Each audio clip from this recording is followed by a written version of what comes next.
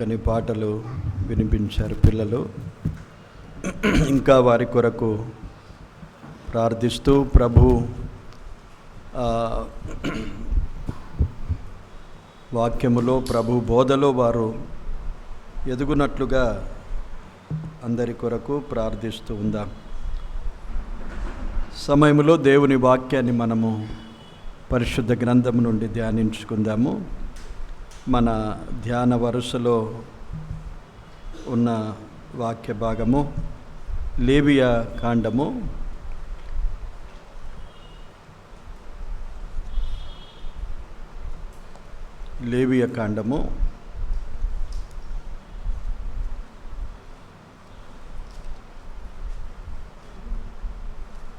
24వ అధ్యాయము.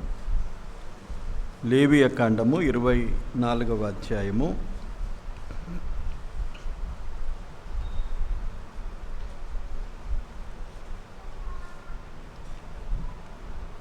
మొదటి నుండి 4 వచనాలు చదువుతాను, అందరూ గమనించండి.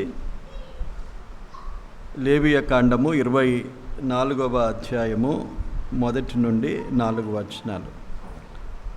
మరియు యెహోవా మోషేకు ఇలాగు సెలవిచ్చెను, దీపము నిత్యము వెలుగుచుండునట్లు ప్రదీపము కొరకు దంచి తీసిన అచ్చమైన ఒలీవ నూనెను తేవలెనని ఇశ్రాయేలీయులకు ఆజ్ఞాపించుము. ప్రత్యక్షపు గుడారములో శాసనముల అడ్డతెరకు వెలుపల అహరోను సాయంకాలము మొదలుకొని ఉదయం వరకు అది వెలుగునట్లుగా యెహోవా సన్నిధిని దానిని చక్కపరచవలెను. ఇది మీ తరతరములకు నిత్యమైన కట్టడ. అతడు నిర్మలమైన దీపవృక్షము మీద ప్రదీపములను యెహోవా సన్నిధిని నిత్యము చక్కపరచవలెను. దేవుడు ఈ మాటలు దీవించును గాక. ఆమేన్. చిన్న ప్రార్థన చేసుకుందాము ధ్యానం కొరకై. పరిశుద్ధుడా, మహాగణుడవైన దేవ, స్తోత్రాలు, వందనాలు చెల్లిస్తున్నాం. మీ మహాకృప చేతనే మీ సన్నిధిలో మేమందరము కూడుకొని మిమ్మను ఆరాధించడానికి మాకిచ్చిన ధన్యతను బట్టి ఎంతో స్తుతిస్తూ ఉన్నాం. ఇంతవరకు ఈ ఆరాధన క్రమం అంతటిలో మాతో ఉండి మమ్మను నడిపిస్తున్న దేవా, మరికొంత సమయం మేమింకా మీ సన్నిధిలో ఉంటుండగా మమ్మను మీ కృపచేత, మీ ఆత్మచేత బలపరచండి. మేము మీ మాటలు వినాలని మీ సన్నిధిలో ఇంకా నిలిచి ఉన్నాము. ఈ వాక్య భాగాన్ని ప్రభువా మాకు వినిపించినందుకు స్తోత్రాలు, వందనాలు చెల్లిస్తున్నాను. మీ పక్షమున నిలిచిన నన్ను మీరు బలపరచండి. ప్రతి బలహీనతలను యేసు నామములో గద్దిస్తున్నాను. ప్రతి బలహీనతను యేసు నామములో తొలగించుమని ప్రార్థిస్తున్నాను. మీ ఆత్మ ఆధీనములో ఉంచుకొనండి. మీ మాటలు నా నోటికి అందించండి. నాతోనూ మా అందరితోనూ మీరు మాట్లాడండి ప్రభువా. మహిమ, ఘనత, ప్రభావములు మీరే పొందుమని యేసుక్రీస్తు నామమున వేడుకొని ప్రార్థిస్తున్నాము తండ్రి. ఆమేన్. ప్రియులారా, మనము లేవియా కాండములో మొదటి నుండి అనేక అంశాలు మనము ఆలోచన చేస్తూ ఉండగా ముఖ్యమైన అంశము ఈ గ్రంథములో పరిశుద్ధత. ప్రభు అన్నిటిలో పరిశుద్ధతను కోరుతున్నాడు తన ప్రజల నుండి. మనము దేవుని ప్రజలమే. మన నుండి కూడా దేవుడు పరిశుద్ధతనే కోరుతాడు. మనల్ని ఏమి కోరడు కదా. విరిగి నలిగిన మనసే నీకు ఇష్టమైన బలులు అని మనము స్తుతులు చెల్లిస్తాము, ప్రభువును వేడుకుంటాము. కనుక దేవుడు కోరేది మన నుండి ఏది కోరడు కానీ పరిశుద్ధతను దేవుడు కోరుతున్నాడు. ఇశ్రాయేలు ప్రజలకు తెలియజేసిన విషయాలన్నీ ఈరోజు ప్రభువైన యేసుక్రీస్తు ద్వారా దేవుని ప్రజలముగా ఉన్న మన కొరకు వ్రాసుంచాడు, నేర్పిస్తున్నాడు, తెలియజేస్తున్నాడు. ఏ ఏ విషయాల్లో మనము పరిశుద్ధత కలిగి ఉండాలో వివరంగా ప్రతి అంశాన్ని మన ముందుకు తీసుకొచ్చాడు. బలుల విషయము పరిశుద్ధంగా ఉండాలని ఇశ్రాయేళ్లకు బోధించాడు, తెలియజేశాడు. యాజకత్వములో పరిశుద్ధత ఉండాలి. వారు భోజన విషయాల్లో, తినే విషయాల్లో కూడా పరిశుద్ధత ఉండాలి. సమాజంలో కూడా వారు పరిశుద్ధంగా ఉండాలి. సంఘములో కూడా వారు పరిశుద్ధులుగా ఉండాలి. ఇవన్నీ ఎక్కడ తన ప్రజలు ఉన్నారో అక్కడ పరిశుద్ధతను దేవుడు కోరుకుంటున్నాడు. కనుక మనం ప్రయాసపడాలి. వినడం కాదు, విని మర్చిపోవడం కాదు, విని సంతోషించడం కాదు. దేవుడు మనతో మాట్లాడుతున్నప్పుడు మనలో ఉన్న లోపాన్ని మనము గుర్తించాలి. ఎక్కడ మనము తప్పిపోతున్నాము, ఏ విషయంలో మనం సరి చేసుకోవాలని దేవుడు మనతో మాట్లాడుతున్నాడు అనే విషయాలను మనము ఆలోచిస్తుండాలి. వాక్యం వింటున్నప్పుడు మనలో జరగవలసిన క్రియ అదే. ప్రభువా, మాతో మాట్లాడుతున్నావు కదా, నేనే విషయంలో సరి చేసుకోవాలి అని ఒకసారి ప్రార్థన చేస్తే ప్రభు మనకు బయలుపరుస్తాడు. ఒకవేళ అన్నీ బాగున్నా దేవుడు అది కూడా బయలుపరుస్తాడు. బల మంచి నమ్మకమైన దాసుడా, నిన్ను బట్టి నేను సంతోషిస్తున్నాను అని ప్రభు మెచ్చుకుంటాడు అలాంటి వారిని.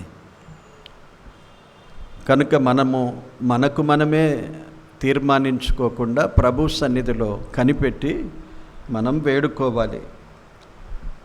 ఈరోజు మరొక మాట చెప్తున్నాడు. ఏంటంటే, మందిరములో దీపం ఎప్పుడు వెలుగుచుండాలి అన్నాడు వారికి. మందిరములో దీపం ఉన్నది కదా, మందిర నిర్మాణాన్ని మనం తెలుసుకున్నాం కదా, దాని అనుసరించే మనం అన్నీ ఆలోచన చేస్తున్నాం. ప్రత్యక్ష గుడారములో ఏమేమి ఉన్నవో వాటినన్నిటినీ మనము చదువుకున్నాము, ఎరిగి ఉన్నాము. కొంత మనము వాటి వెనుకకెళ్ళి జ్ఞాపకం చేసుకుంటే అక్కడ దీపం ఉంటుంది, ప్రదీపాలు ఉంటాయి, దీపవృక్షం ఉంటుంది. ఈ దీపవృక్షము, దీపం ఎలాగ ఉండాలంటే ఎప్పుడు వెలుగుచుండాలి. అది ఎప్పుడు ఆరిపోవద్దు. ఆ బాధ్యత ఎవరిది? అక్కడ యాజకుడు ఉంటాడు, మందిర సేవలో ఉన్న యాజకుడు ఉంటాడు. ఆ యాజకుడు ఆ దీపం ఆరిపోకుండా దాన్ని ఎప్పుడు వెలుగునట్లుగా చక్కపరుస్తూ ఉండాలి. సాయంకాలము మొదలుకొని ఉదయము వరకు అన్నాడు. దినములో దీపం అవసరం ఉండదు కదా, చక్కపరిచే అవసరత ఉండదు. కానీ ఎప్పుడూ నిత్యము వెలుగుచుండాలి అన్నాడు. సాయంకాలము మొదలుకొని ఉదయం వరకు అంటే ఈ యాజకుడు నిద్రపోయే అవకాశం ఉంటుందా చెప్పండి? ఎప్పుడు దాన్ని చూస్తూనే ఉండాలి. దీపము ఆరిపోతుందా, వెలుగుతూ ఉందా? ఆరిపోయే అవకాశం ఉంటుంది. ఎలా ఉంటుంది చెప్పండి? దీపం ఆరిపోవడానికి అవకాశం ఎలా ఉంటుంది? తెలిసింది చెప్పండి, లేకపోతే మీరు నిద్రపోతారు. ఇవి అలాంటి సబ్జెక్ట్సే. మీకు అంత కథలు ఉండవు, ఇందులో నవ్వులు ఉండవు, నవ్వులాటలు ఉండవు. కనుక మీరు మాట్లాడుతుంటేనే మీరు వినగలుగుతారు. ఎలా దీపము ఆరిపోకుండా ఉంటుంది, లేక దీపం ఎలా ఆరిపోగలుగుతుంది? నూనె లేకపోతే. ఎంత సింపుల్గా చూడండి. చెప్పగలగాలి. నూనె లేకపోతే దీపం ఆరిపోతుంది. రెండవది దానికి గాలి విసురుతూ ఉంటే గాలికి కూడా దీపం ఆరిపోతుంది. దీపాలు మీరు చూశారా? కొవ్వొత్తులు, ఇవి ఒత్తులు ఉంటాయి. దానికి దీపం వెలగాలంటే ఒత్తి ఉంటుంది. మీరు బహుశా ఇక్కడ ఇప్పటి వారు దీపాలు చూడలేకపోవచ్చు. మేము చిన్ననాడు చూసాము. ఊర్లలో అప్పుడు కరెంట్ ఉండేది కాదు, దీపాలే వెలిగించేవారు. ఆ దీపాలకు ఒత్తులు ఉంటాయి. అవి కాలుతూ ఏమవుతాయంటే అవి నల్లగా అయిపోతాయి. నూనె ఉన్నా అది ఒత్తులు పైన కాలుతూ ఉండగా అవి నల్లగా అయిపోతాయి. నల్లగైనప్పుడు కూడా దీపము సరిగా వెలగదు. గమనించారా ఎప్పుడైనా? నల్లగైనప్పుడు కూడా. కనుక ఏం చేయాలంటే సారికి దానికి పైకి తీసి దీపము వెలిగించక ముందు, దీపము వెలిగించేటప్పుడు అదంతా క్లీన్ చేస్తారు. ఆ గ్లాసు క్లీన్ చేస్తారు, ఆ ఒత్తులు క్లీన్ చేసి దాన్ని కత్తిరించేస్తారు. పైకి కత్తిరించి మళ్ళీ ఫ్రెష్గా కిందిది వెలుగునట్లుగా చేస్తారు. ఇంత శ్రద్ధ వహించి ఆ దీపాన్ని వెలుగుచూ ఉండునట్లుగా ఆ బాధ్యత అహరోనుకు దేవుడు ఇచ్చాడు. అహరోను ప్రధాన యాజకుడు. అది వెలుగుచుండాలంటే అహరోనుకు చెప్పాడు, ఇశ్రాయేలుకి ఇలాగ ఆజ్ఞాపించు, అందులో దంచి తీసిన అచ్చమైన ఓలీవ నూనెను తేవలెనని ఇశ్రాయేలుకు ఆజ్ఞాపించుము అన్నాడు. ఈ నూనె ఇశ్రాయేలీయులు తీసుకురావాలి. అహరోనేమో అది వెలుగుచుండుటకు ఎప్పుడు సాయంకాలం మొదలుకొని ఉదయకాలం వరకు యెహోవా సన్నిధిని దానిని చక్కపరచాలి అన్నాడు. ఇప్పుడు అందరికీ పని ఉన్నదా దీపం వెలగడానికి? ఒక్కరి పనేనా? చదివాం కదా, అదే చెప్పండి. అందరి పని ఉన్నది కదా, చెప్పండి అన్న, చెప్పండి అయ్యా, అమ్మ చెప్పండి. మీరు చెప్పకపోతే నేను మాట్లాడలేను. అంటే మీకు అర్థం కాకపోవచ్చు, లేకపోతే మీరు వింటలేదు అనుకుంటాను. ఇప్పుడు వాక్యం చదివాము. ఇశ్రాయేలులందరికీ ఏం చెప్పాడు? ఆ అచ్చము దంచి తీసిన ఓలీవ నూనెను తేవలెనని ఇశ్రాయేలుకు ఆజ్ఞాపించుము అన్నాడు. అహరోనుకి ఏం చెప్పాడు? సాయంకాలము మొదలుకొని ఉదయం వరకు అది వెలుగునట్లుగా యెహోవా సన్నిధిని దానిని చక్కపరచవలెను అన్నాడు. ఇప్పుడు ఎందరికి బాధ్యత? అందరికీ బాధ్యత. గట్టిగా చెప్పండి, గట్టిగా చెప్పండి. అందరికీ బాధ్యత. నేను అడిగినప్పుడు గట్టిగా చెప్పాలి. కనుక దీపము వెలుగుచూ ఉండాలి మందిరములో. అది ఇశ్రాయేలు అందరికీ బాధ్యత. దేవుడు ఏర్పరచుకున్న ప్రధాన యాజకునికి ప్రత్యేకమైన ఒక బాధ్యత ఇచ్చాడు. సాయంకాలం మొదలుకొని ఉదయం వరకు, అంటే పడుకోవద్దు. ప్రధాన యాజకుడు పండుకునే అవకాశం లేదు. ఇక మెలకువగా ఉండాలి. ఎప్పుడు దేవుని పనిలో ఉన్నవారు మెలకువగా ఉండాలి. అది నేర్చుకోవాలి. పనిలో ఉన్నవారు నిద్రపోతే ఆ దీపం ఎప్పుడైనా ఆరిపోతే ఎంత ప్రమాదం. అది దేవుని ఆజ్ఞను ఉల్లంఘించిన వారుగా దేవుని మందిరములో దీపం ఆరిపోయింది అంటే ఎంతో, అది చాలా ప్రమాదకరమైన స్థితి వారికి. దీపం ఆరిపోతే ఏమవుతుందంటే, ఒక యాజకుని కాలములో అలాగే దీపాన్ని గురించి పట్టించుకోలేదు వారు. ఇశ్రాయేలులలో ఒక ప్రధాన యాజకుడు, ఆ ప్రధాన యాజకుని కాలములో దీపాన్ని గురించి పట్టించుకోలేదు. ఎవరు వారు చెప్తారా? ఇదొక క్విజ్ కాంటెస్ట్ అనుకోనండి. ఎవరు వారు చెప్పండి. ఇదంతా సులువైన ఉన్నది ఉన్నట్లుగా కాదు. మీరు బైబిల్ చదివి తెలుసుకున్న వారైతే చెప్పగలుగుతారు.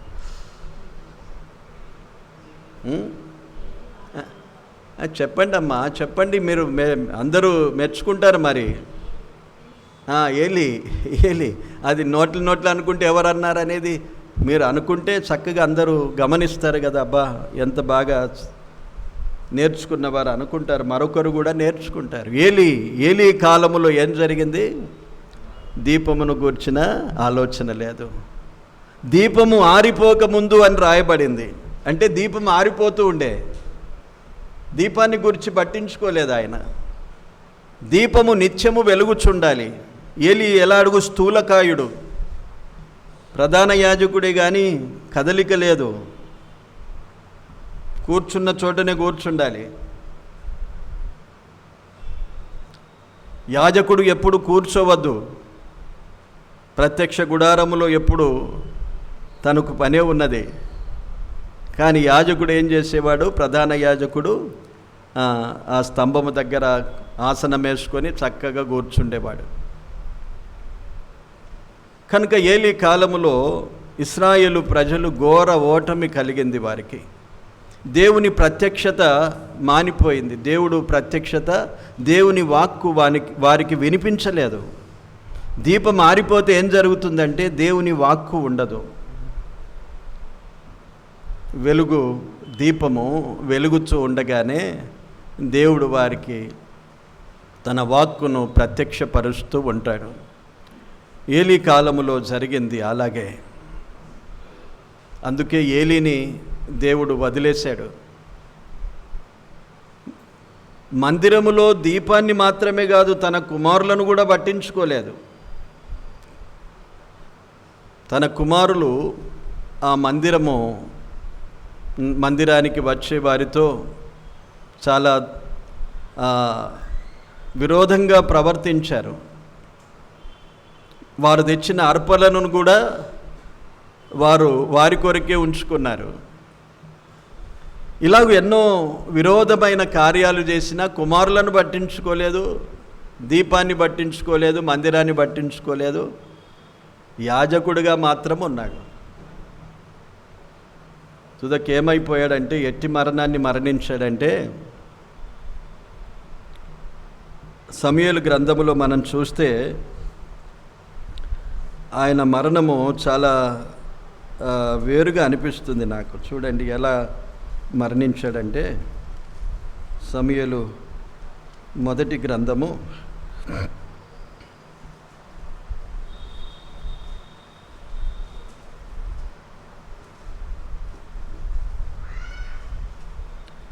ఎంత వయసు ఉన్నదో చూడండి. 4వ అధ్యాయం 15వ వచనం. ఏలీ 98 ఏండ్ల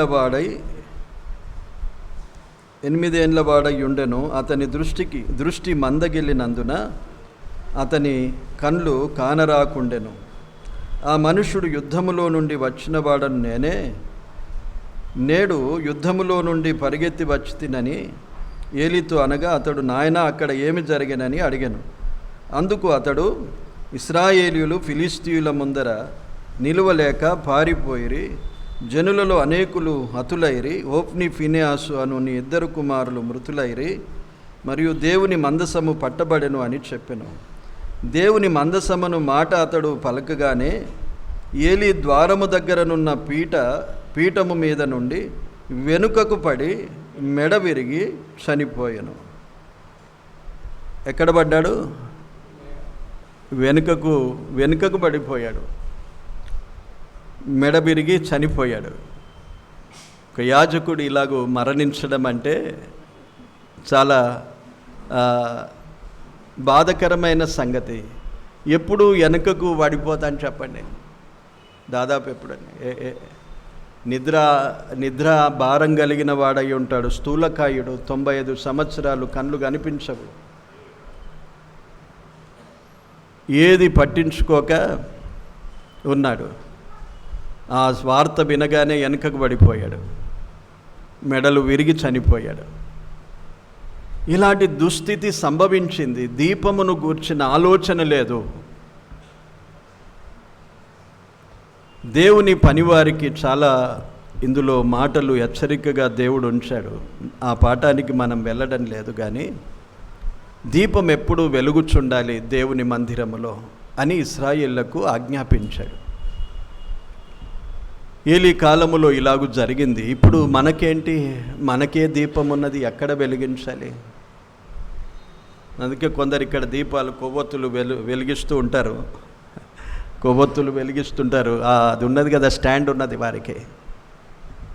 అక్షరార్థంగా అలాగూ చేయాలని దేవుడు ఇప్పుడు చెప్పలేదు, కానీ అది చేసి సంతృప్తి పడతారు. మేమేదో చేస్తున్నాము, దేవుని ఆజ్ఞ ప్రకారంగా మందిరాన్ని చాలా పరిశుద్ధంగా ఉంచామనుకుంటారు. కానీ ఇప్పుడు ఈ మందిరం కాదు మనము ఉంచేది, మన మందిరం. దేవుడు మనలను కోరుకున్నాడు మందిరంగా. కొరింథీయులకు రాసిన పత్రికలో ఉన్నది కదా, మనం అందరం ఎరిగిన మాటని అనేకసార్లు చూపించాను. మీరు దేవుని ఆలయమై ఉన్నారు అన్నాడు. ఇప్పుడు మందిరం మనమే కనుక ఈ మందిరంలో దీపం వెలుగుతూ ఉండాలి ఎప్పుడు. ఇప్పుడు అది ఒక్కటి నీ బాధ్యతనే. ఇప్పుడు నీ కొరకు, జనులందరి కొరకు ఆజ్ఞాపించలేదు. ప్రతి ఒక్కరికి వారి బాధ్యత ఉన్నది. వారి దీపాన్ని వారు వెలుగుచూ ఉండనియ్యాలి ఎప్పుడు. ఈ దీపం అంటే ఏంటో దేవుని వాక్యము సామెతల గ్రంథములో, సామెతల గ్రంథం 20వ అధ్యాయము,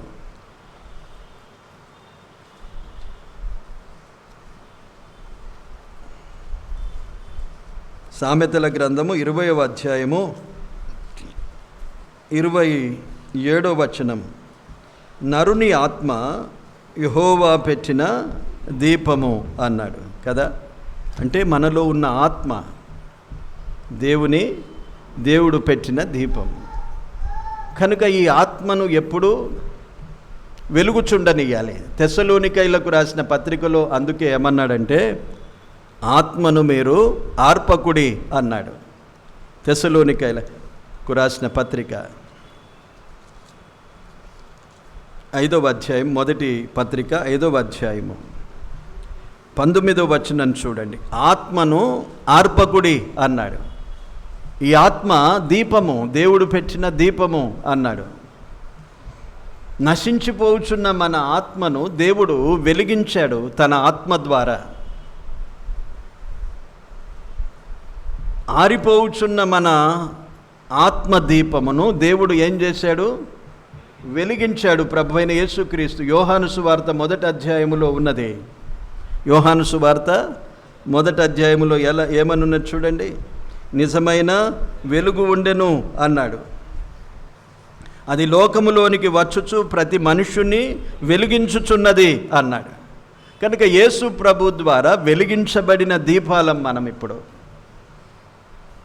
మన ఆత్మ ఆరిపోయిన స్థితిలో ఉన్నప్పుడు, పాపముల చేత అపరాధముల చేత చచ్చిన వారమై ఉండగా ప్రభువైన యేసుక్రీస్తు ద్వారా మనము లేపబడ్డాము, జీవించబడ్డాము.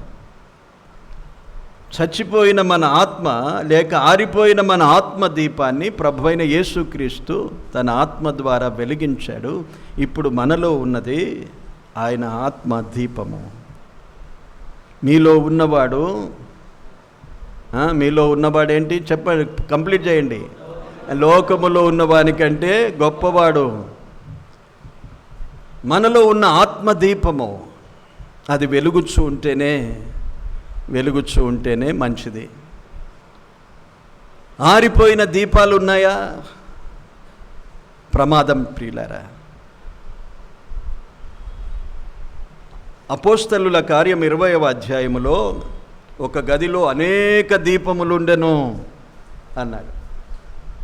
అనేక దీపాలు ఉన్నాయి అన్నాడు. అనేకులు ఉండిరని రాయలేదు. అనేక దీపములు ఉండెను అని రాశాడు. అంటే అనేక ఆత్మ దీపాలు వెలుగుచూ ఉన్నాయి. అనేకులు కూడుకున్నారు. ఇప్పుడు అనేక దీపాలు ఉన్నాయి. ఇప్పుడు ఇవన్నీ వెలుగుచూ ఉండాలి. అయితే ఆ కూడికలో ఏం జరిగిందంటే, ఒక దీపం ఆరిపోయింది. ఆరిపోతే ఏమైపోయాడు? చచ్చిపోయాడు. ఎక్కడున్నాడు? ఎందుకు ఆరిపోయింది చెప్పండి. ఇప్పుడు చెప్పారు కదా, ఒకటి గాలికి ఉన్నాడు వాడు. గాలికి ఉంటే ఆరిపోతాం మనం.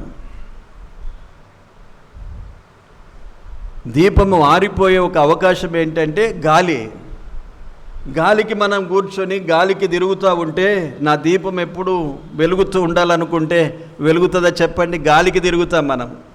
గాలి అంటే లోకంలో ఏంద్రా అది గాలి తిరుగుడు అంటారా లేదా? ఏంట్రా గాలి తిరుగుడు ఏంట్రా అది అంటారు. అంటే ఇష్టం ఉన్నట్లుగా మనము లోకములో జీవించి ఇష్టానుసారంగా బ్రతుకుతూ ప్రతి అలవాటుకు దురలవాట్లకు మనము లోనై దేవుని సన్నిధిని మనము ఆశ్రయించక గాలికి ఉన్నామనుకోనండి. గాలికి వాడు దేవుని మందిరములో లేడు. ఐతుకు అనే ఒకడు కిటికీ మీద ఉన్నాడు. ఐతుకుల వలె మనము లోకమనే గాలిలో మనము ఉంటే తప్పకుండా ఆరిపోతాం. ఆరిపోవుడే కాదు, చచ్చిపోయాడు. పేతురు పౌలు అక్కడ ఉండి బ్రతికించాడు. కానీ ఇప్పుడు నీవు నేను ఎలాగూ బ్రతకాలి? కనుకనే ఆరిపోకుండా కాపాడుకోవాలి. చాలామంది ఈ విధంగా ఉన్న క్రైస్తవులు ఉన్నారు. తమ దీపాన్ని ఆరిపోవడానికి గాలిలో తిరుగుతున్నారు. లోకంలో అనేక దురలవాట్లతో ఉంటూ ఈ దీపమును మనము వెలిగించలేము. ఈ దీపము వెలుగుచుండునట్లుగా కాపాడుకోలేము. ఎక్కడుండాలి? అన్ని దీపాలేమో మందిరములో ఉన్నాయి. ఒక దీపమేమో గాలికున్నది. గాలికున్న దీపం ఆరిపోయింది, చచ్చిపోయాడు. నీవు మందిర సహవాసములో, దేవుని సహవాసములో నమ్మకంగా ఉంటే నీ దీపం ఎప్పుడూ వెలుగుచూ ఉంటుంది. ఆ దీపాలకు డోకా ఉండదు. ఏ గాలి వాటిని ఆవరించలేదు, ఏ గాలి వాటిని ఆర్పివేయలేదు. కానీ ఒకవేళ గాలికున్నట్లయితే ప్రమాదం ఉన్నది ప్రియులారా. ఎవరే కానీ నమ్మిన ప్రతి వారికి దేవుడిచ్చిన ఆత్మదీపము ఆర్పివేయకుడి అని ఉన్నది. వివరంగా నేను ఆ విషయాలన్నీ మాట్లాడను. కానీ ఆరిపోయే అవకాశం ఎలాగుంటుంది? అలాగున్నవారు జాగ్రత్త పడాలి. ఆరిపోతే చచ్చిపోతావు నీవు. You will be dead. మళ్ళీ నీ కొరకు ప్రభువు చావడు, నిన్ను బ్రతికించడు. దేవుని కృప నీకుండగానే కాపాడుకోవాలి అన్నాడు. చాలామంది అలాగూ లోకములో నమ్మిన తర్వాత లోకాన్ని ఆశ్రయించి లోకములో తిరుగుతూ దేవుడు పెట్టిన ఆత్మదీపాన్ని ఆర్పేర్చుకున్నారు. మళ్ళీ చచ్చిన స్థితికి వెళ్ళిపోయారు. చచ్చినవాడు పరలోకములో ఉంటాడా అంటే భౌతికంగా కాదు, ఆత్మ విషయములో చచ్చినవాడు, పాపముల చేత అపరాధముల చేత చచ్చినవాడు పరలోకమందు ఉంటాడా? ఆలోచన చేయండి. దేవుని వాక్యం ఎంత పరికించి చూసినా అక్కడ నివసించేది పరిశుద్ధులు మాత్రమే, నీతిమంతులు మాత్రమే. చాలామంది అనుకుంటారు చచ్చిపోయినాక మళ్ళీ వారి కొరకు ప్రార్థన చేస్తాం, రెస్ట్ ఇన్ పీస్ అని రాస్తాం. మనం ఎవడు పీస్, మనము రెస్ట్ ఇన్ పీస్ చెప్తే ఎవడు పెట్టాలి ఆయనను పీస్లా? అంటే విశ్రాంతిలో ఉంచుమని మనము చనిపోయిన వారిని గురించి రాస్తూ ఉంటాం. It is our sympathy. కానీ అక్కడ మన సింపతి పనికిరాదు, ఏం పనికిరాదు. దేవుడు నిర్ణయించేస్తాడు. ఇక్కడుండి ఎవరు ప్రార్థన చేసినా ఆత్మకు శాంతి కలుగునుగాక అని ఎవరైనా ప్రార్థన చేశారు, వారిని పీకేస్తాడు ఇక్కడి నుంచి. ఎవరైనా నా ముందర ప్రార్థన చేస్తే వెంటనే గద్దిస్తాను ఎప్పుడైనా ఎక్కడైనా, ఈ ఆత్మకు శాంతి నీవు ప్రభువా అంటే అది మన పొరపాటు. మనం విశ్వాసములో బలంగా లేం. విడిచి వెళ్ళిన వారి కొరకు, వారి కుటుంబాల కొరకు, ఆదరణ కొరకు ప్రార్థించాలి. వెళ్ళిన వాని కొరకు మనం ఏమీ ప్రార్థించినా ఏది జరగదు. ఈ ఆత్మకు శాంతి ఇవ్వమని అనడం అది అవిశ్వాసుల యొక్క ప్రార్థన. విశ్వాసుల ప్రార్థన అలాగ ఉండదు. వారు వారు నిజంగా రక్షింపబడిన వారైతే వారిని బట్టి స్తుతించాలి. పరలోకమందు చేరుకున్నాడు ప్రభువా, సంతోషిస్తున్నాం. విడిచి వెళ్ళిన కుటుంబం దుఃఖములో ఉన్నది. వారి కొరకు, వారి శాంతి కొరకు ప్రార్థన చేయాలి మనం, వారి సమాధానం కొరకు. కొన్నిసార్లు విన్నాను, అందుకే నాకు రోషం వచ్చేసింది. అలాగ ప్రార్థన చేయడం ఎంత బలహీనమైన విశ్వాసం మనకు. కనుక దేవుని పిల్లలమైన మనము మన ఆత్మదీపాన్ని ఎప్పుడు వెలుగుచూ ఉంచాలి. ఆరిపోకూడదు అనే మాటను మనము గ్రహించాలి. ఎందుకు ఆరిపోతుందో తెలుసుకున్నాం మనం. ఇక రెండవది,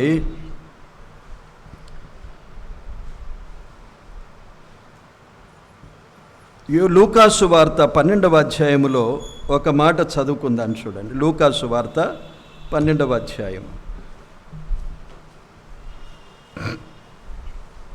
35వ వచనం చూడండి.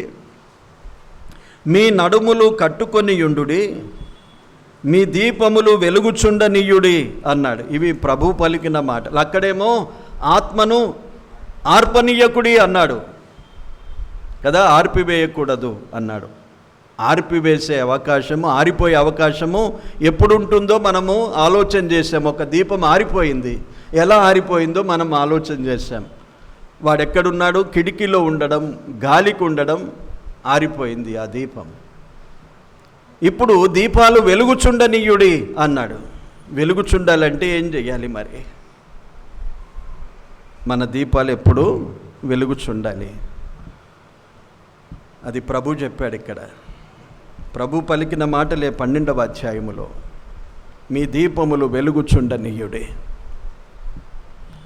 ఇక్కడ చూసాం కదా మనము, అక్కడ దీపం వెలుగుచుండాలంటే ఎప్పుడు ఏం చేయాలి? ఆ యాజకుడు మెలకువగా ఉండాలి, మెలకువగా ఉండాలి. ఆత్మీయ విషయాల్లో మెలకువ అంటే ప్రార్థన. అక్షరార్థంగా మెలకువ అంటే మనం పడుకోకుండా వాచ్మెన్ లాగా దినమంతా రాత్రంతా చూడడం మెలకువ. కానీ ఆత్మీయ జీవితంలో మెలకువ కానీ ఎప్పుడైతే చెప్తాడో ప్రభువు, ప్రార్థనలు చేయడం అనేది మనం గుర్తించాలి. శిష్యులకు చెప్పాడు, మీరు శోధనలో పడిపోకుండా మెలకువ కలిగి ప్రార్థనలు చేయుడి అన్నాడు. ఫిలిప్పీలకు రాసిన పత్రికలో కూడా పౌలు అన్నాడు, 4వ అధ్యాయములో, పేతురు రాసిన పత్రికలో కూడా రాశాడు, మెలకువ కలిగి ప్రార్థనలు చేయుడి అన్నాడు. యాజకుడు, ప్రధాన యాజకునికి ఏం చెప్పాడు? దీపము ఆరిపోకుండా దాన్ని ఎప్పుడూ చక్కపరుస్తూ ఉండాలి. దీపము ఆరిపోకుండా చక్కపరుస్తూ ఉండాలి. దానికి మసంటిందా, ఎక్కువగా నల్లబడిపోయిందా, కాలే ఒత్తి నల్లబడిపోతూ ఉంటే ఖాళీ ఏమైపోతుంది అంటే నల్లబడిపోతుంది. అప్పుడు కూడా ఆరిపోతుంది. కనుక ఈ ప్రధాన యాజకుడు ఏం చేయాలి? సాయంకాలము నుండి ఉదయం వరకు దాన్ని ఎప్పుడు గమనిస్తూ, ఎప్పుడు ఆరిపోయే అవకాశం ఉంటుందో దాన్ని సరిచేస్తూ ఉండాలి. సరిచేయటం అంటే కత్తిరిస్తూ ఉంటాడు. ఆ కొవ్వొత్తి ఏదైనా పాడైపోతే కత్తిరిస్తూ ఉంటాడు, నూనె తగ్గిపోతే నూనె వేస్తాడు. మనం ఏం చేయాలి? కాలిపోతూ మనము ఎక్కువగా ఆత్మీయ స్థితిలో ఎదుగుతూ ఉన్నప్పుడు మన పరిస్థితి ఏమవుతుందంటే కొన్నిసార్లు ఏమైపోతాను చెప్పండి. అతిశయం వచ్చేస్తుంది మనకు, అతిశయం వచ్చేస్తుంది. నేనే దీపం కూడా ఏమనుకుంటా, నేనే వెలుగుతున్నాను అనుకున్నా, కాలుతున్నావు కానీ నల్లగా ఉన్నది, కొంతసేపు అయితే ఏమైపోతుంది? అది ఆరిపోతుంది. ఇంత వెలిగాను అనుకుంటే అంత పూడు అంత నల్లబడిపోయింది, అది ఎప్పుడైనా ఊడిపోతుంది కదా. అది నల్లబడ్డ కొద్దీ ఇక్కడ పైకి తీసుకుంటూ ఉంటారండి మీరు, అది చాలా గమ్మత్తుగా ఉంటుంది. అది ఇక ఒకటి రౌండ్గా అది ఉంటుంది, అది కాలుతూ నల్లబడ్డ కొద్దీ దీన్ని తిప్పుతా పోతే తెల్లది బయటకు ఇంకా పైకి వస్తూ ఉంటుంది. వత్తేమనుకుంటే నేను చాలా ఎదుగుతూ పెద్దగా వెలిగిస్తున్నాను అనుకుంటుంది, కానీ సగం నల్లబడిపోయింది, అది ఎప్పుడైనా ఊడిపోతుంది. ఆత్మీయ జీవితంలో మన దీపాలు ఆరిపోయే అవకాశం కూడా ఇలాగుంటుంది. ఎందుకంటే కొన్నిసార్లు చాలా అన్ని విషయాలు నేను బాగున్నాను అనుకుంటాను. ప్రార్థనకు పోతున్నాను, పరిచర్యకు పోతున్నాను, ఆరాధనకు పోతున్నాను, ఆత్మీయ జీవితం నాకు ఎంతో బాగున్నది, నా ఎంతటి వాళ్ళు ఎవరు లేరు అనుకునే ఆత్మీయ అతిశయాన్ని మనం పెంచుకున్నప్పుడు, గర్వించినప్పుడు, హిజ్కియా చాలా యథార్థపరుడు, హిజ్కియా చాలా యథార్థమైన రాజు.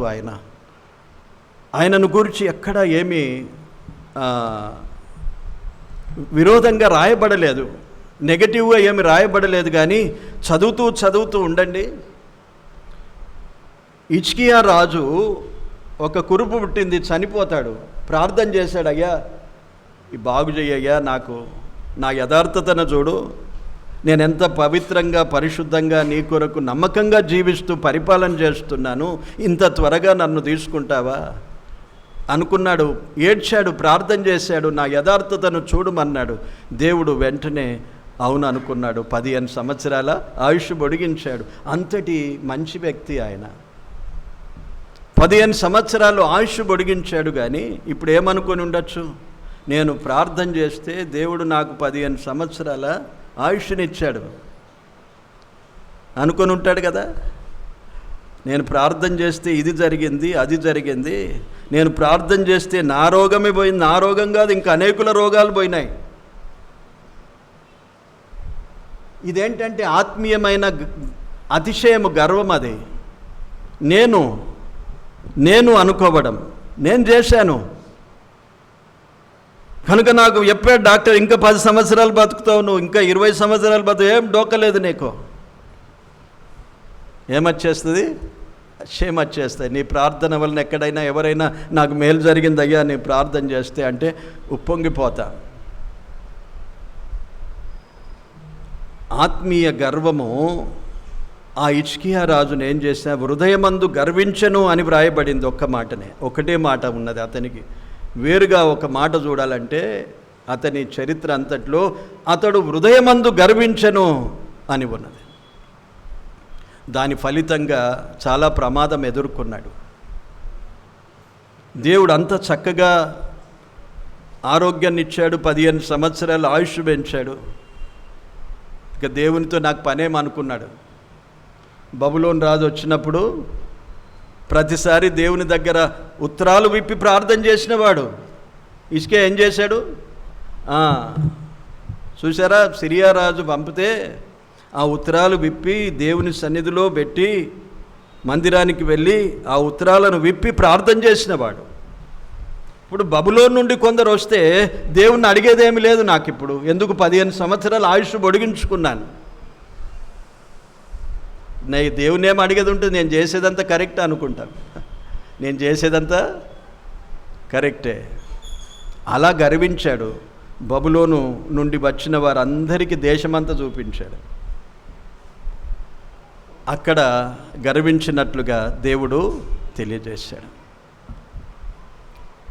కనుక ఇలాగూ ఆత్మీయ గర్వాన్ని బట్టి కూడా దీపం ఆరిపోతుంది. ఎందరో పడిపోయారు, గొప్ప గొప్ప సేవకులు పడిపోయారు. గొప్ప గొప్ప సేవకుల దీపం ఆరిపోయింది. చాలా గొప్పగా వాడబడిన వారు తీరా చూస్తే వారు ఆరిపోయిన దీపాల వలె మిగిలిపోయారు. చచ్చిపోయిన తర్వాత కూడా కొందరి సాక్ష్యాలు బయటకు వచ్చినప్పుడు ఆ వెలిగిన వెలుగంతా వట్టిదే అనిపించింది. సాక్ష్యాన్ని కాపాడుకోవాలి. అతిశయము, గర్వము ఆత్మీయ జీవితములో రాకుండా దేవునికి అనుకూలంగా ఉండాలి. ఇది మరొక ప్రమాదం, దీపం ఆరిపోయే ప్రమాదం. కనుక ఎప్పటికప్పుడు మెలకువగా ఉండాలి. ఊరికే నిద్రపోవద్దండి. ఇక్కడ కూడా నిద్రపోయే వారిని చూస్తే నాకు చాలా అప్పుడప్పుడు ప్రాబ్లం అనిపిస్తుంది. మనకు సమయం కొంత బాగులేదు, అయినా ఓర్చుకోవాలి 1 గంట సేపు.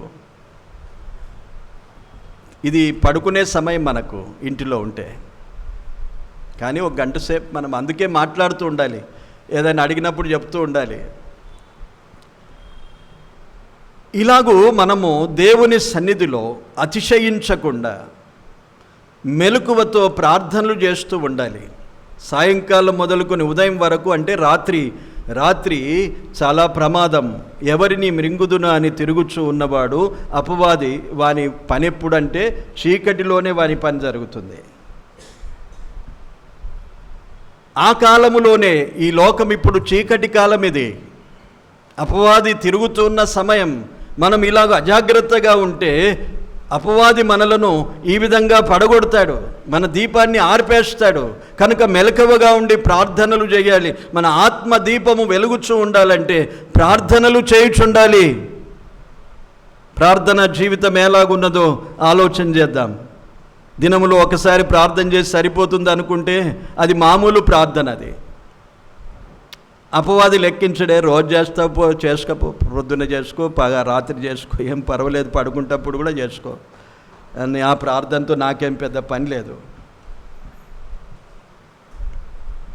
దేవుని సన్నిధిలో ప్రత్యేకమైన ఒక సమయాన్ని విశ్వాసముతో, పట్టుదలతో, ఎడతెగక విసుకక నిత్యము ప్రార్థన, పోరాటముతో ప్రార్థనలు ఎన్ని రకాలు ఉన్నాయి చూడండి. విసుకక నిత్యము, పట్టుదలతో ప్రార్థన, పోరాటముతో ప్రార్థన అన్నాడు.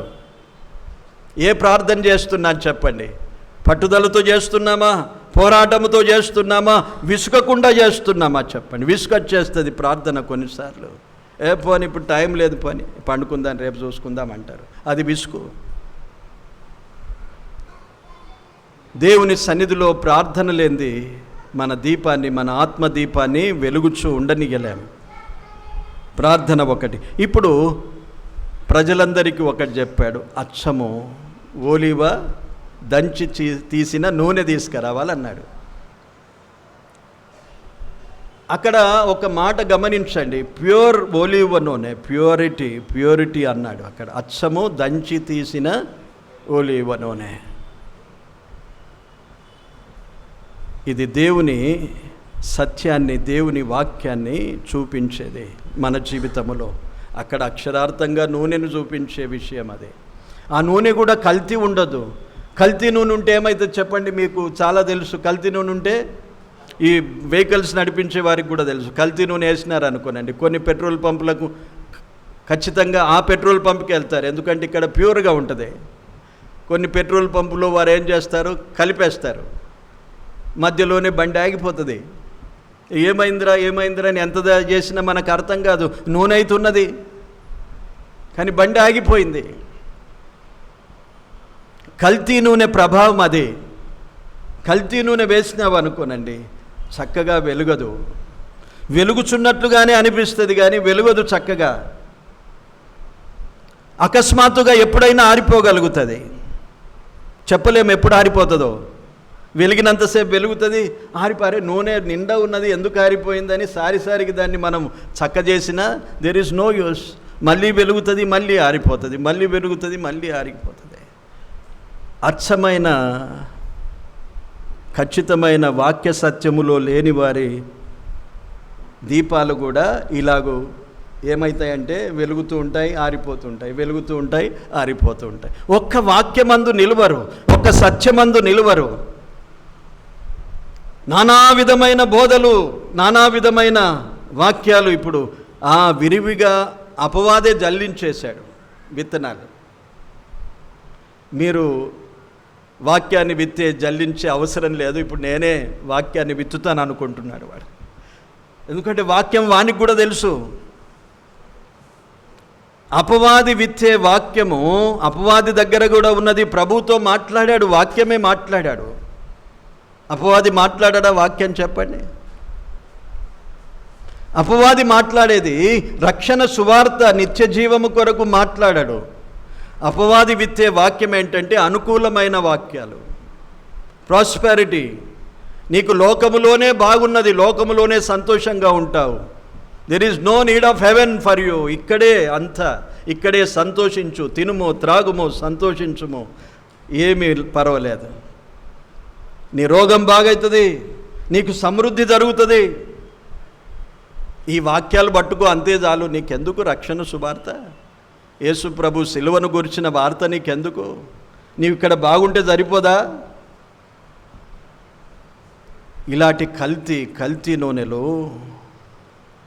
కల్తీ విశ్వాసము, కల్తీ వాక్య సత్యాలు మనలో నింపుకొని ఎంతకాలం మన ఆత్మదీపాన్ని వెలుగుచూ ఉండనిస్తాం. ఎప్పుడైనా ఆరిపోతుంది, అది ఎప్పుడైనా ఆరిపోతుంది. ఉన్నట్లుగానే ఉంటాము, క్రైస్తవులుగానే కనిపిస్తాము, దీపంగానే కనిపిస్తుంది, కానీ ఆరిపోతుంది. కనుక జాగ్రత్తగా కలిపి చెరిపెడి వారము కాదు అన్నాడు కొరింథీ పత్రికలో. అపోస్తలుడైన పౌలు ఏమన్నాడు? వాక్యానికి కలిపి చెరిపెడి వారము కాదు అన్నాడు. వాక్యానికి ఏదైనా కలిపారనుకోనండి చెడిపోతుంది. నూనెకి ఏదైనా కలిపితే చెడిపోతుంది, ప్యూరిటీ పోతుంది, స్వచ్ఛత, నాణ్యత పోతుంది. ఎప్పుడైతే నాణ్యత పోతుందో అప్పుడు ప్రమాదము ఎదుర్కొంటారు. మన ఆత్మీయ జీవితంలో అలాంటి ప్రమాదం వస్తుంది. మన ఆత్మదీపం ఆరిపోతుంది. వెలుగుచూ ఉన్నట్లుగానే వెలుగుతుంది, కానీ ఎప్పుడు మనం పడిపోతామో, ఏ శ్రమలు వస్తే కూలిపోతామో తెలియదు, ఏ శోధనలు వస్తే పడిపోతామో తెలియదు, ఎప్పుడు వెనుకకు జారిపోతామో తెలియదు. మొన్నటిదాకా బాగుండే కదా, లేచి మాట్లాడుతుండే కదా, ఎక్కడ బాయే అక్కడ కనిపిస్తున్నాడు, ఊరిలో పెత్తనం చేస్తున్నాడు అనిపిస్తుంది. మొన్నటిదాకా ఉన్నారు, ఇట్లా చూశాను నేనన్నా. చాలా నిలిచి మాట్లాడినవాడు ఊర్లలో వెళ్ళి పెత్తనం చేసి అక్కడే కొలువు చేశాడు, సేవకుడు అని చెప్పుకున్నాడు ఒకడు. వీరు ఎలాంటి వారంటే కల్తీ, వాక్యములో స్థిరత లేదు, విశ్వాసములో స్థిరముగా లేరు.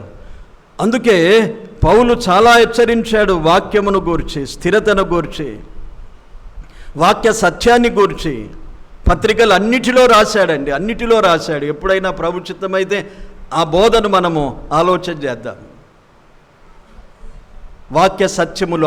అందుకే అచ్చమైన ఓలీవ నూనె తీసుకొని రమ్మన్నాడు. ఒకవేళ నూనెని లేకపోతే ఎట్లా? నూనెని లేకపోతే 10 మంది కన్యకలను గురించి మనం ఆలోచన చేద్దాం. దివిటీలు ఉన్నాయి కానీ నూనె లేదు అంటే వాక్యమే లేదు.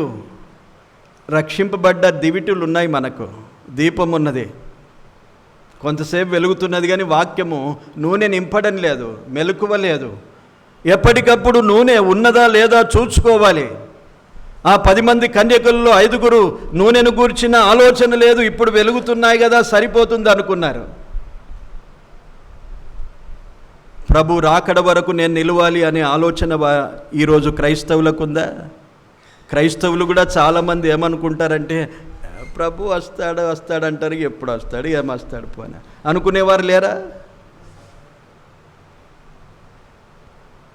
ఇలాంటి ప్రమాదములో ఉన్నవారు ఉన్నారు. అలాంటి వారు ముందు భవిష్యత్ జ్ఞానముతో దేవుని వాక్యాన్ని మన హృదయంలో నింపుకోవాలి. ఒకరోజు రాబోతుంది, ఆమోసు గ్రంథములు అన్నాడు, వాక్యము కరువయ్యే రోజు ఉన్నది. వాక్యము దొరకదు, అప్పుడు నూనె దొరకదు. ఈ 5 కన్యకలకు నూనె దొరకలేదు, అదే కాలం అది. వాక్యము దొరకదు, దీపాన్ని వెలిగించుకుంటాను అనుకుంటావు, ప్రభు రాకడ సమయంలో కానీ అప్పటికి ఆరిపోతుంది. ఎవరు నీకు మళ్ళీ వాక్యం ఇయ్యరు, నీ దీపాన్ని వెలిగించేవారు ఉండరు. ఆరిపోయిన దీపాలతో దేవుణ్ణి ఎదుర్కోలేము. పెండ్లి కుమారుడుగా వస్తాడు, ఆయన శబ్దము వినగానే మెలకువగలిగి వెళ్ళే అవకాశం మనకు ఉండదు, ఎందుకంటే ఆరిపోయాయి దీపాలు. కనుక దీపములో ఏం చేయాలి? వాక్యాన్ని, నూనెను నింపుకోవాలి. అది అచ్చమైన నూనె, ప్యూర్. దేవుని వాక్యములో మనం ఎదుగుతూ ఉండాలి. వాక్యాన్ని చదవండి. చెప్పిన వెళ్ళ అవుననుకోవడం మనకు అజ్ఞానం అనిపిస్తుంది. దేవుని వాక్యాన్ని చదువుతూ ఉండాలి. విన్న వాటిని గూర్చిన ఆలోచన చేయాలి. దేవుని వాక్యము ఉన్నట్లుగా గ్రహించే మనస్తత్వము కలిగి ఉండాలి.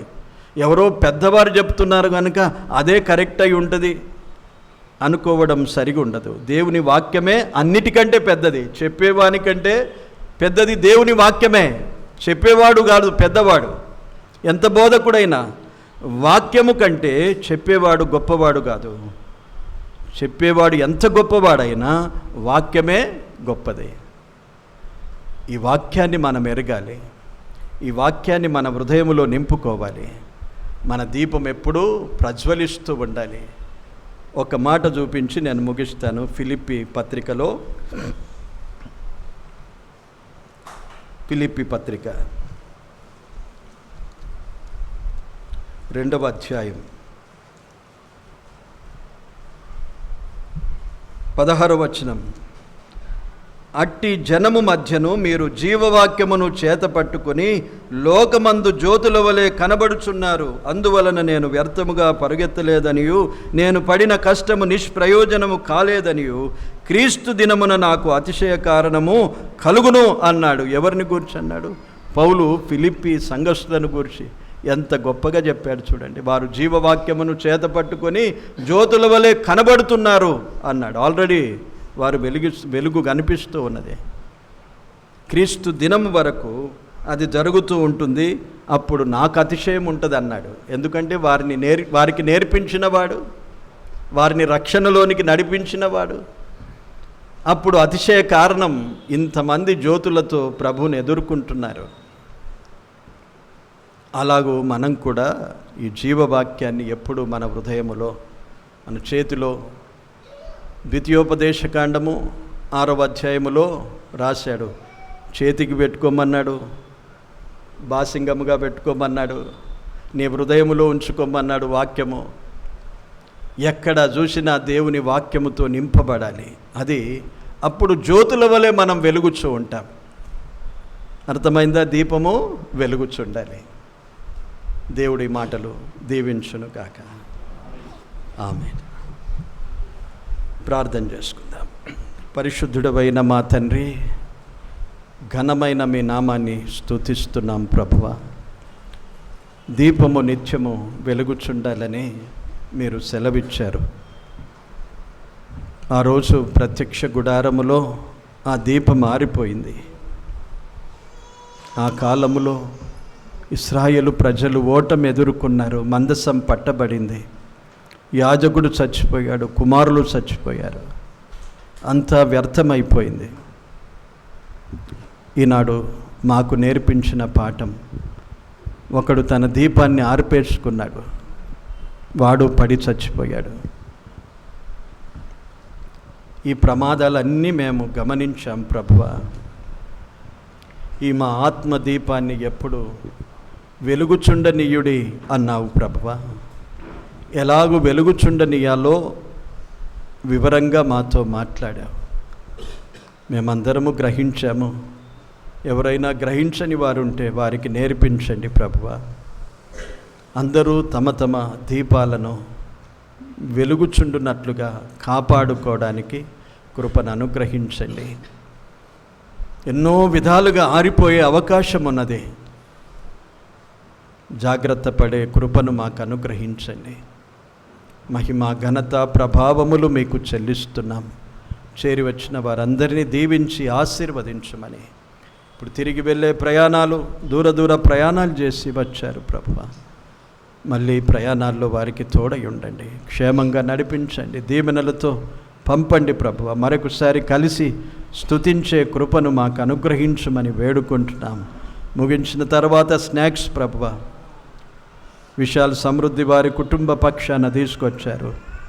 వారి ఎడల మీరు జరిగించిన ప్రతి కార్యములను బట్టి స్తోత్రాలు. ఇంకను దీవించి ఆత్మీయంగా బలపరచమని వేడుకుంటూ యేసుక్రీస్తు నామమున కృతజ్ఞతతో ప్రార్థించి వేడుకుంటున్నాము తండ్రి. ఆమెన్. ఆరని దీపమై దేదీప్యమానమై నా హృదయ కోవెలవై దీపాల తోరణమై. ఆరని దీపమై దేదీప్యమానమై నా హృదయ కోవెలవై దీపాల తోరణమై. చేశావు పండుగా వెలిగావు నిండుగా, చేశావు పండుగా వెలిగావు నిండుగా. నా దీపము యేసయ్యా నీవు వెలిగించినావు సుడిగాలిలోనైనా జడివానలోనైనా ఆరిపోదులే నీవు వెలిగించిన దీపము నీవు వెలిగించిన దీపము నీవు వెలిగించిన దీపము నా దీపము యేసయ్యా నీవు వెలిగించినావు. వందనాలు.